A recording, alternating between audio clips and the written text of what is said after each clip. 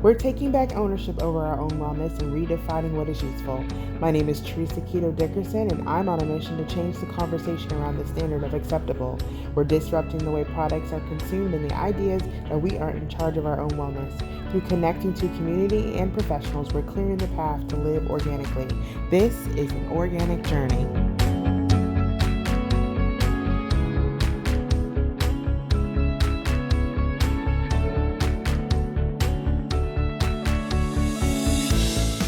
Thank you for joining us, Morgan. How are you? I'm good. Thanks for having me. Absolutely. So before we get started, I just wanted to let you know that I think it's so powerful that you are, your mission is to get women to, join the vegan lifestyle. I will admit it is sort of hard to divorce myself from cheese, but but I've been definitely trying to do that. So what got you started in that? Like, what made you decide that you wanted to not only be a vegan but spread the message? It was a few things for me. So initially it started as I didn't feel good and I was 21 and I was tired all the time and just sluggish. Things felt off and I was having different health issues. And I remember being I'm 21. Is this it? Right. Right? Is it all downhill from here? And I kept doing what I thought were healthy diets and cleanses and all these things to kind of feel better and to also lose some extra weight. Right. And they didn't work. And so through exploring that and going, okay, this isn't working. I don't feel good. What else can I do? And that's when I found veganism. And initially I kind of thought of it as I'm going to do it for 30 days. It's going to be a quick thing. We're going to reset stuff. Maybe I eat vegan some days and some not. Just let's jumpstart it and get headed in the right direction. Right. And then, 30 days has turned into almost 7 years. Wow. Congratulations. Thank you. Yeah, cheese is a horrible ex to have. So I really definitely congratulations. Let's talk about some of the myths that people have around veganism, right? We all sort of get stuck in some of these sound bites that come up around X or Y and then we just that's what's playing in the back of our head anytime somebody else talks about it. So let's get some of those out the way. What are some myths around veganism? Yeah, I think there's a lot. One of them is that it's restrictive. And I think people imagine, right? You think of your typical plate, you got steak, a baked potato, and really soggy, bad vegetables. Right. Oh, yeah. Right? And if you take the steak out, what are you left with? And that's what people think veganism is. Right. Right? And it's not meant to be that way. You got to add other stuff in. It's meant to be fun. It's meant to be flavorful. And you're meant to feel full. And that's another misconception is that vegans don't like to eat. And we like our food, True. Right? If you go to a restaurant and they go, yes, we have a vegan option. Here's your 30 calorie garden salad. Oh, it's not a good time, right? Right. I'm a vegetarian and you're right. You just end up there here's a salad. And you're but I'm hungry. Yeah, I want food. Right. So 100%. I think there's just this belief that it's about taking something out. Right. And that's not really what it's about or the focus that it has. So what would you say it is then? I know from just I know from being a vegetarian what that means, but this podcast is for people who are just starting their organic journey and they're just starting to look into the different ways that they can sort of incorporate some of these things. What would you say it is then? I think it can be a lot of different things. And part of that depends on who you ask, right? Right. For some, it's purely an animal rights movement. And I think there's definitely aspects of that, but there's more that comes into play, your health and the environment and everything that kind of wraps in. But in terms of our health, to be able to, have nutrient dense food and feel good and have high energy and be able to lose weight and maintain your weight and have all those positive things, it's so freeing because you're not worrying about that stuff anymore. Right. Your basic needs are met and you can like spend that on whatever you want, right? It's Right. kind of that first step to being in a good place, is being like taking care of you. Right. And it really, that's all it really is, right? It's about owning your own wellness. It's about being well and whatever that looks like for you, right? And when it comes to plant-based diets, what is it that you tell the people about like what that would look like, right? Like, hey, you're trying to be well. Here's something to try, right? Yeah. Here is plant-based diet. What do you tell them? So there's a few things. The first thing I would say is it doesn't look exactly the same for every person. And it depends on what your priorities are. But if you're focusing on health and wellness and maybe weight loss, you want to go for whole foods, and typically a lower in fat diet is what most of the plant-based doctors recommend. And that can, look like different things. So one thing that I recommend to my clients is kind of looking at your plate, not like measuring or calorie counting or anything like that, right? Right. Just that plate visual. And typically it's half fruit and veg, and then a quarter is like your starch and grain, and another quarter is your protein. Right. And if you follow that method and you're eating enough, because that's something that's really common is people accidentally undereat, you're going to meet like your nutrient goals, and you're going to lose weight, and you're going to feel good, and you're going to have high energy, and kind of using that as the basis for kind of building their meals around that. Right. But I also tell people, you don't have to throw out everything, right? If you have meals that you love, you can tweak them. You can do small little things and veganize it. Right. So if you love mashed potatoes and you can't live without them, right? You can swap out the milk, like the dairy milk, for a plant-based milk. So you were talking about plant-based milks as being an alternative to sort of changing the way your favorite foods are, and allowing yourself to still enjoy the things that you like, but just tweaking it a little bit. What other recommendations do you normally think about when you think about putting an alternative in there? Well, I think that again comes back to people's goals. And while some people may be really health focused, others might be more focused on, well, I want that similar feeling and sensation, right? So it's balancing those. And in general, like the plant-based alternatives, though they're more processed, they're not any worse or bad for you than like the animal-based versions, right? So it's kind of picking and choosing what's most important to you. So for someone who, maybe like yourself, that's vegetarian and like loves cheese, you can still have a cheese, right? You can get a nut-based cheese, a soy-based cheese, like whatever kind you want. And if it's really just about you being able to like melt stuff and like have a good time with it, you can do that. Is that like the most optimal, like for health and weight and everything? No, but you got to give or take, because if it's not practical and you're not having a good time, you're not going to do it. Right. It's just going to be hard, and it's not meant to be hard. Right. I've definitely found that if I try to force it, it just becomes like this thing, and it's like stressful or whatever. So I like how you're saying, just sort of like, find ways to like slowly creep into it a little bit. Right. Yeah. You also talked about, sort of defining the different forms of vegetarianism, right? Like, and how there's like, you mentioned a little earlier about like there's wellness, there's weight focus, there's health focus. Like if you're having like I know for me, cheese causes me to have inflammatory reactions. You know what I'm saying? So like there's different.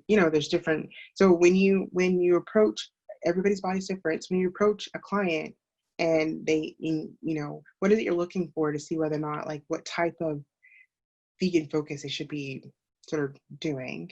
Yeah. So, I mean, in the beginning, what I do is I send them a quick questionnaire. It's kind of, easy just to see where they're at, right? Like asking questions like, what type of food do you like? What type of food do you dislike?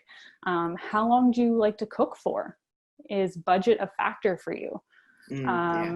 Are you taking any supplements? And that's a really great question, because it finds deficiencies, right? Because all of a sudden you see that somebody's taking a bunch of supplements and you're going, oh, okay, why is it that you're taking an iron supplement? Are you deficient? Like, let's talk Oh, about that, right? So we can kind of start the conversation there and see, okay, well, your preferred way of cooking, like you like to roast everything. Great. right. So let's find you some recipes where you can roast. And you love pasta, you love bread. Great. Let's build and plan some meals where you're eating pasta and bread, right? Like Wow. whatever that is, let's do it according to what you like and how you want to go. And then Right. we just build in some of that foundation, like I was saying, that my plate kind of vision. So when they have that visual and they can kind of go, okay, like this fits in with that, but it's just a guideline, right? Like it doesn't have Right. to be that way for every meal, or, it's not a big deal. Have a big plate of pasta with no veggies if you want, and some sauce once in a while, right? Like Right. it doesn't Right. have to be perfect. As long as you're having fun and you kind of have those foundations in place. Oh, let's talk about some of those foundations, right? So I'm a beginner. What are like your top like 3 or 4 or maybe even 5 foundational steps for someone who is trying to incorporate a plant-based diet, right? What would Yeah. you say those things are? I would say starting with crowding out, Mm, right? Um, Maybe you start adding in more and more plant-based foods. So there's less of a focus on like that elimination factor. It's just that you're adding more and more and more, and soon the animal-based products have less room. right. And Oh, your body is also shifting because you can go through like digestion changes, like just in general, you can feel different. So to do it right. more gradually, that's easier on you and easier on your body. Makes But, sense. and again, that comes down to each person, right? Some people like to go all or nothing. We're making the switch today, and Right. that's great, right? Like you can do that. It's just not easy for everybody. So typically the crowd out method would definitely be a place to start. And Hmm. then, like I said, from there, it's what you like to eat. What is important to you? Right. Because if you are missing that in any diet or any shift, you're not going to be able to maintain it. Right. And so that's like the big thing, is figuring out what people like to eat and how to incorporate that. And then beyond the meal stuff, right? Like I think there's a big focus on what's on your plate and what you're eating. And people forget the other stuff, which Mm, is social situations like family, being able yeah. to advocate for yourself, um, having a general education even about what you're doing and why. And that Oh, can, okay. that can come into the health-based aspects for sure, but it also helps to dig into, even if your motivation is health focused, it's still good to know, well, what are the environmental impacts? What are the ethical impacts? And to kind of have backup motivations and understanding to know Right. the significance of what you're doing in your choice. Well, let's go back to what you said about the environment and like through these conversations, you know, and through my own sort of like journey around all this, I'm realizing that, the human body, we're more than, like you said, it's more than just what's on your plate. Like we're just like, we're this what is it, trichotomy? I think that's the word. But like we're 3 pieces, right? We've got our bodies, which we're talking about with plant-based diet. Then you're talking about the environment, right? Like that's our mind, like how we're thinking about things, what our motivations are. And then we think about like our wellness, like sort of like our own spirits about things. Like, are you able to even advocate for yourself in those areas, right? And like, why are you doing what you're doing? When you are working with someone and you are asked, and they're like, oh yeah, I'm gonna go all gung ho or whatever, and then like you see them in the next session and they're like, oh yeah, I had a steak. I don't know what I'm doing. Like it was just talking to me, like, and everybody was pressuring me. How do you work through that with some people? Yeah. So I think in general, tell them that's okay, right? Like Right. they're human. And it's hard to change overnight. If you have Right. had like habits for 30, 40, 50, like however many years you're on this planet, Right. to think that like one conversation, with some with some Right. coach is going to just reprogram it all. Wouldn't we all love that though? Yeah, right. Like it's a process, and I think it depends on where you're starting from to Yeah. know how easy it is. So you know, I've had some clients that are like, yes, I took action and I watched those documentaries you said, and I thought they were great. And I binge watched them in 4 hours, and like, Wow. you know, and I have some clients where it's like, no, I didn't watch it again. And it's like the third session, and me having to really emphasize that part of them not taking action is not knowing what's motivating them. Yeah. And to be able to have that educational factor, they can pull that in and go, wow, right? Like, I can make a big change in my life. I can do this and I can do that. And then when they have that motivation, they're able to better pinpoint like what's important to them, what they want that plant-based diet to look like. And they're more able to advocate for themselves. Right? If you don't have that like fuel and that motivation and that belief, what are you going to say like no to grandma's cookies for? Right. Like, You're absolutely right, because you mentioned movies. That what started me on my vegetarian journey was I think it was What the Health, and I think that was one, and I saw exactly how how food was processed and meat was processed, and there was a scene there that really has took me aback. And it was a scene where there was like this pus coming out of this animal, and instead of the natural thing to me, I thought the lady was gonna like wipe it off or maybe even throw it away. No, I just kept going down this assembly line. I was just like, oh my god, what? And that became my motivation. Like literally, I'm normally not a hey, I'm just gonna start this, but literally it was like the one and only time in my life I was just like, yeah, I'm not doing that anymore. And I literally never ate meat from that point forward. But it did. It gave me like it was a motivating factor for me. I was like, that is disgusting, right? Like, yeah, but that was me. Like, I know some people are like vegetarians for like moral reasons, or like they care about the animals and stuff, which you do. I'm not saying I don't, but that was my reason. So like, that's pretty much what you're doing. You're like, find a reason. yeah. And that's something that people skip out on, right? Like, they hear about plant-based eating and what it can do for them, and it's very like superficial, right? Like, they have not learned, they have not dug into it. And sometimes they look at it as like a quick fix. And it's not meant to be quick fix, right? And so when they start to see, because you can hear about things, but there's something different about seeing it. Oh yeah. That's definitely something. Yeah. And even, you know, with my clients, like, these documentaries, like even What the Health, like that's a small short scene, right? It's not a particularly graphic movie. It's just honest, right? Like that's what's happening. And there are some documentaries and information that's really graphic and really hard to sit through. I typically, I don't start off. I offer, like, if my clients would like to see that, I'm happy to send them the information, but they're kind of warned, right? Like, this is upsetting. And so for some people, that's really helpful, right? Like, that's the final straw. You get that. It's good for me. It's good for our planet. You get good for this. And then you see that really shocking stuff, and there's a switch. But most people don't need to get to that point, right? Like, you don't need to scare factor yourself. Or gross out or something. Yeah. But some people like connect with that, and that can be a defining moment. But it doesn't have to be, right? Like, don't anybody listening to this think like I have to watch slaughterhouse footage to be successful, because that will change my life.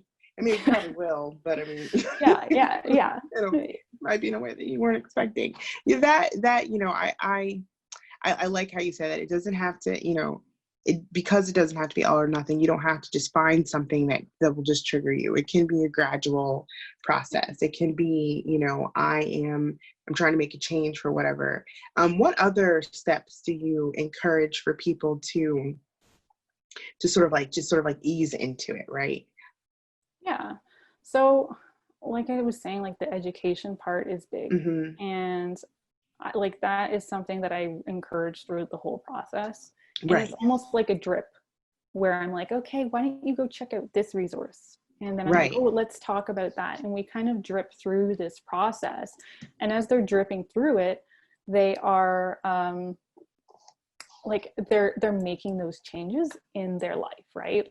And they're getting closer and closer, and their diets tend to start being more and more plant-based. So that kind of, as they're going through it, not only are they like, they're changing their diets, they're feeling better.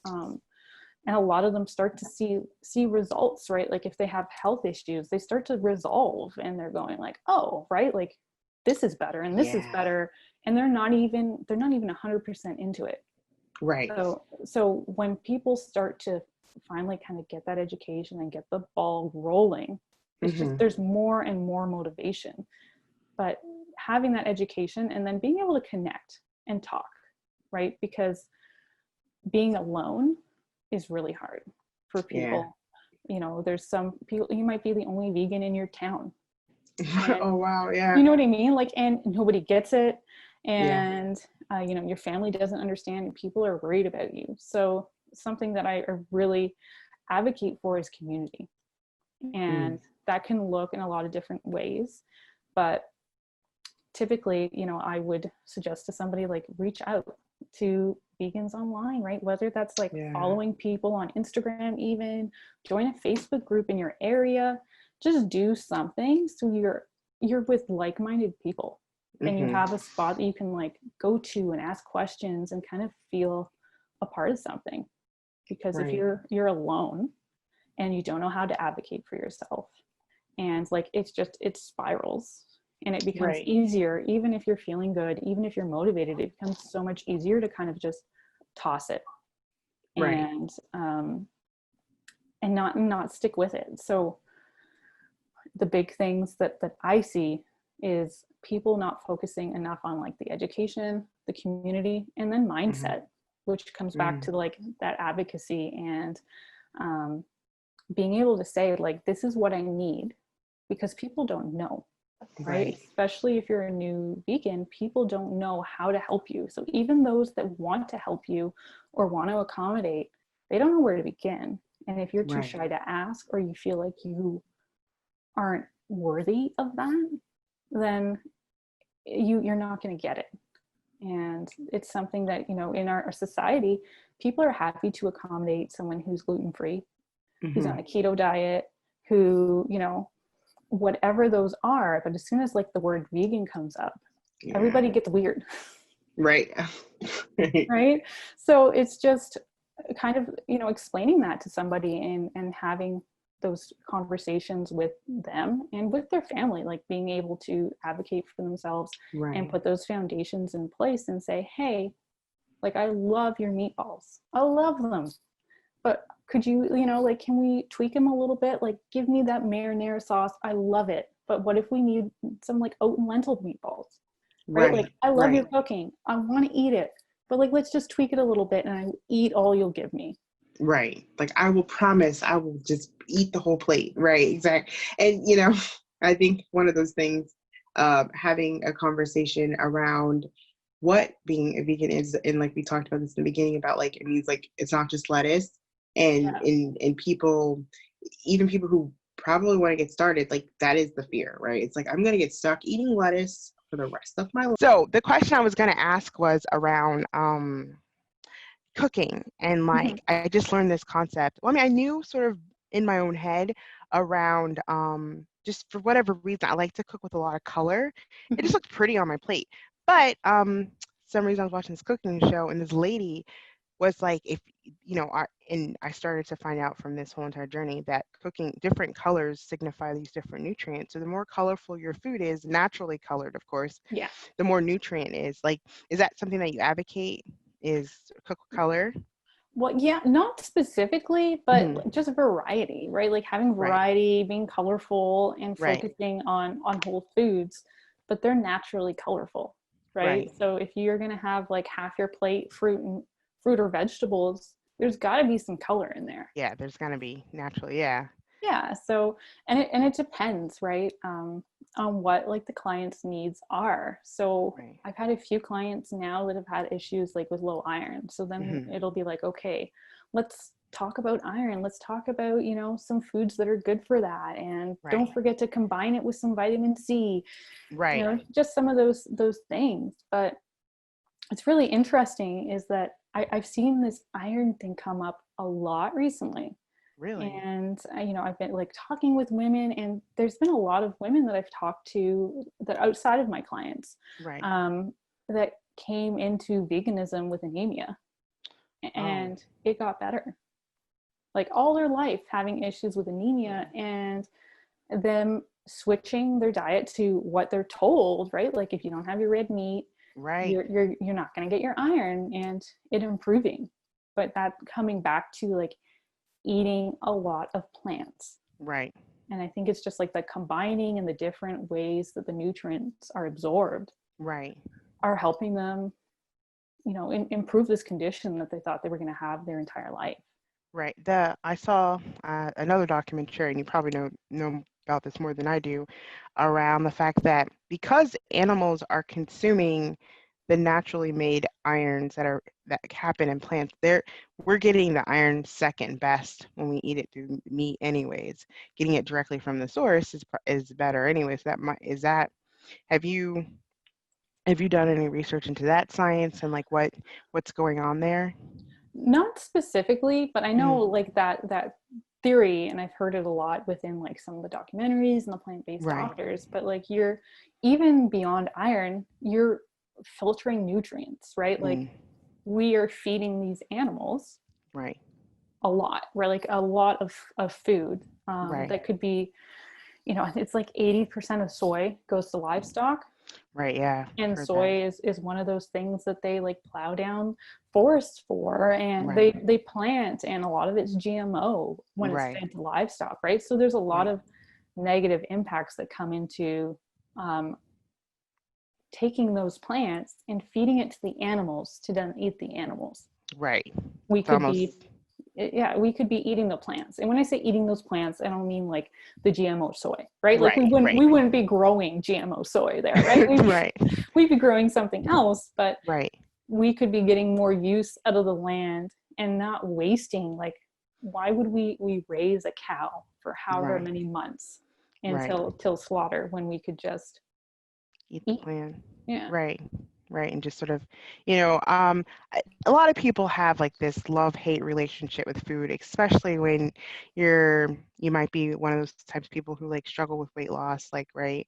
Mm-hmm. Or just weight in general. And I know weight sometimes isn't necessarily the only thing, right? Like it's more about being healthy, because I saw this one lady who was definitely bigger than me, and she was on one of those stripper poles, not a stripper, but like dancing, like one of those dances. And she like had the most flexible and like upper body strength I've ever Mm-hmm. seen. And at one point I was a cheerleader and I still couldn't have done that. So it's not always about the weight, right? It's about the, how healthy you are. And, you know, when we find ourselves in a space where we're just like, so just irritated with the whole concept of food because we have this particular like love-hate relationship. What is it like? How is there a way that could switching sort of help change that conversation a little bit? I think so. I think there's a lot of diet culture that we're Hmm. thrown with, right? Like we're told it's supposed to be hard. It's meant to be like something that you have discipline, and you get Right. older and this just happens to you, right? Like you get older and your health declines, and you get Right. older and you pack on weight. And I don't think that's true. If you're eating the way that you're meant to eat, you should feel full, and you should feel Hmm. happy, and you shouldn't be like little tiny portion sizes. I hate portion sizes. Like I want to Yeah. eat. Right. So Hungry. yeah, I want to eat, and you should be able to eat. It's when you choose foods that aren't what we're meant to eat, like we're not what we're meant to take in, right? Like we're Right. not meant to eat like Big Macs and, Yeah. Oh you know, God. like Yeah. McDonald's fries, right? Like you can still have them on occasion and they're fun, right? Like get a Right. vegan one though, but like, Yeah. you know, you can still have them, but that's not what's like optimal. So Right. I know like a lot of my clients, even if they're not coming specifically for weight reasons, almost Hmm. all of them are not happy with their weight, Yeah. right?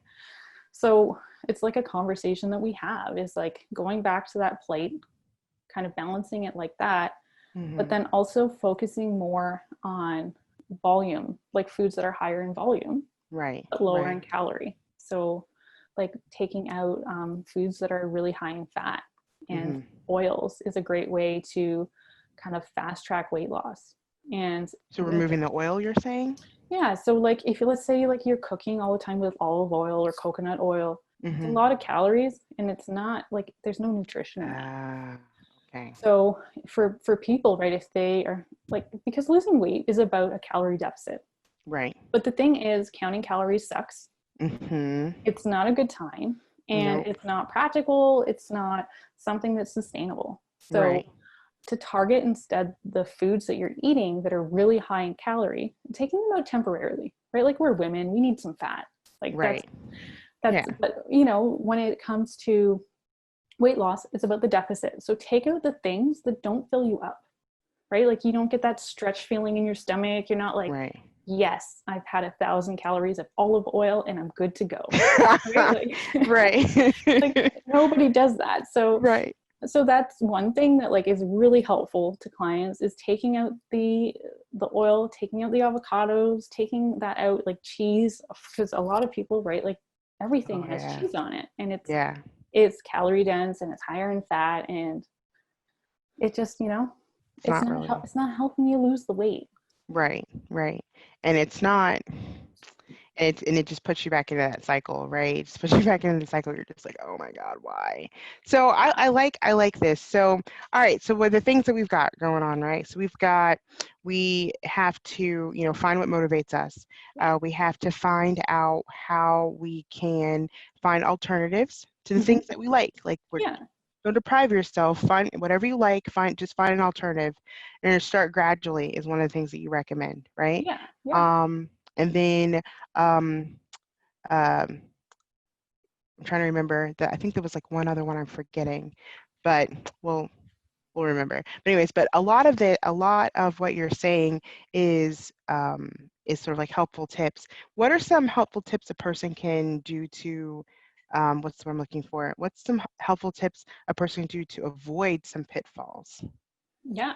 So one really big pitfall is Hmm. not eating enough. Right. And that comes down to people thinking about salads. Yeah.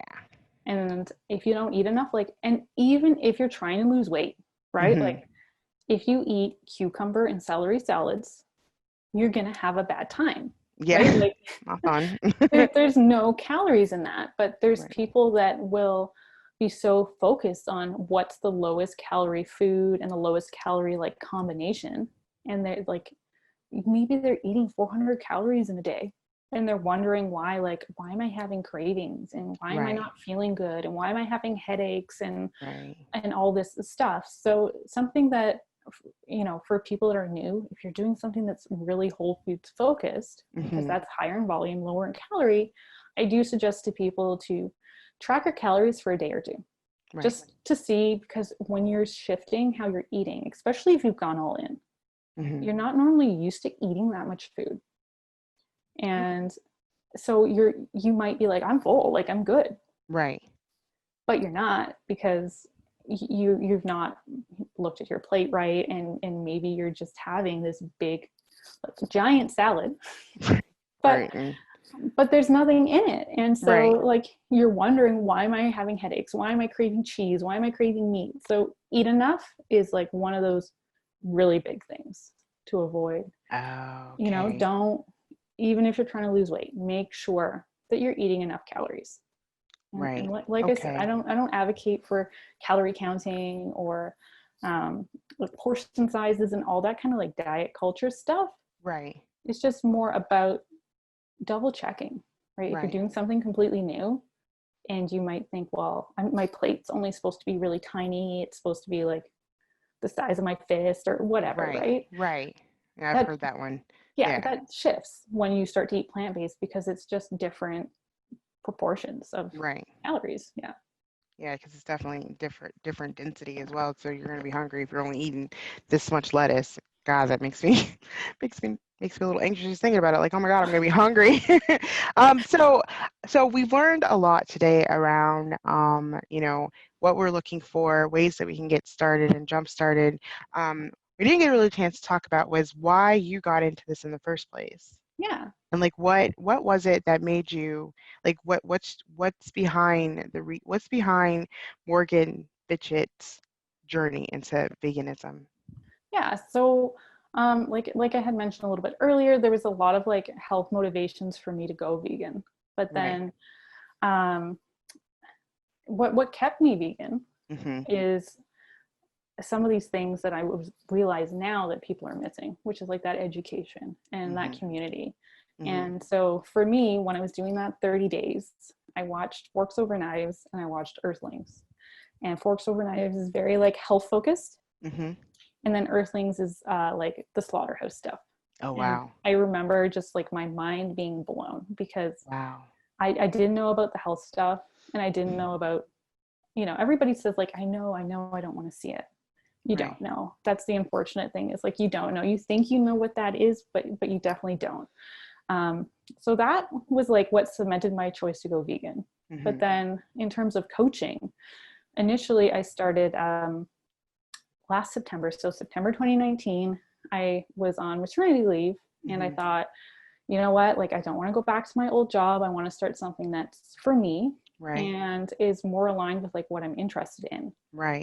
And I started a blog, and that was kind of all around vegan topics. And I also around that time started volunteering with Challenge 22. And so that is like it's a mentoring kind of scenario. So it's a challenge on Facebook where people go, they sign up, and they try and eat vegan for 22 days. And it's like a program that they move through. It's for free because it's volunteer run. And so I was really enjoying writing for the blog and kind of volunteering and helping people and seeing them make that progress. But I felt like it was really limiting because there's a certain structure to it, right? Like, you can't say certain things, you have to do it a certain way. And that's because you're representing a larger organization. Of course. Right? Like there's structures. So I felt like more could be done and it could be more genuine. And so from there, I was like, okay, well, maybe I'll look into mentoring along with my blog. And when I was digging into like mentoring, I came across coaching, and I thought that was really cool. And I had never even heard of coaching. Like, I didn't know what a coach was outside of like a sports team. Sports coach. Yeah.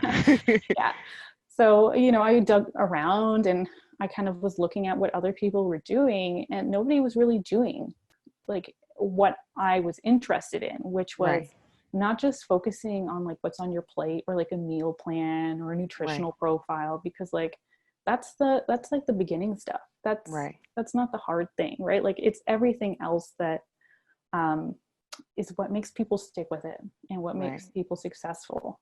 So from there, I was like, okay, you know, I did some coaching certifications and a vegan nutritionist program, and like, you know, made sure that like I had my head on straight. Of course. And then launched my business in April. So cool. It was one of those things where it's like, who launches a business during a pandemic? That was me. Some of us do that. yeah. But, you know, that's just how it fell. And I was, you know, passionate about it and wanted to just go with it. And here we are. I think I will say, I think one of the good things that's going to come out of this pandemic is, other than the really nice clearing up of the environment that we did for that little bit of time, is that there's probably going to be a lot of passion projects that have been born out of this, because we didn't really have anything else to really do, but like start looking at what makes us happy, because there was no other outside stimulus other than Netflix, and you can only watch so much Netflix, right? And so I think it's going to be like one of the good things that comes out of this is there's going to be a lot of passion projects, and a lot of things that are happening are going to be based off of passion. So that is amazing. Why don't you tell us a little bit about your business, and like give me like your pitch, like give me your elevator pitch for the audience. Okay, so I'm a vegan life and wellness coach, and I help women go vegan by working with them one-on-one I messed up my elevator pitch. Okay. We'll edit it. Let's try it again. Yeah. Let's keep moving. That's no worries. So I work with women one-on-one to go vegan without giving up the life they love.